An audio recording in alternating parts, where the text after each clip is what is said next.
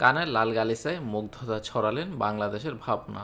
কানে যোগ দিতে গিয়ে ফেসবুক পোস্টে লিখেছেন, ফ্রম পুরান ঢাকা টু ফেস্টিভ্যাল ডি কান। এবার এই কান উৎসবের ৭৭তম আসরে পর্দা উঠেছে। ১২ দিনব্যাপী আনন্দ ঘন পরিবেশে তারকাদের এই মিলন মেলা চলবে ২৫ মে পর্যন্ত।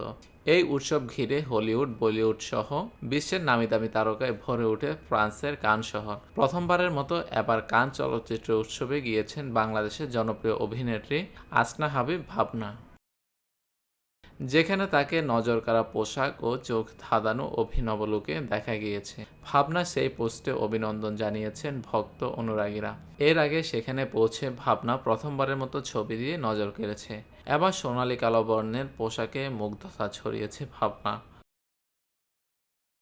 ভাবনার অনেক দিনের ইচ্ছা ছিল তিনি কান চলচ্চিত্র উৎসবে অংশ নেবেন। বিশ্ব তারকাদের সেখানে যাওয়ার খবর শুনে মনের মধ্যে স্বপ্ন আঁকতেন তিনিও একদিন যাবেন কান চলচ্চিত্র উৎসবে। তার অভিনীত সিনেমাও প্রদর্শিত হবে। সিনেমা প্রদর্শনের স্বপ্ন আপাতত পূরণ না হলেও এবার নিজ উদ্যোগে উৎসবটি সশরীরে দেখে আসার সিদ্ধান্ত নিয়েছিলেন।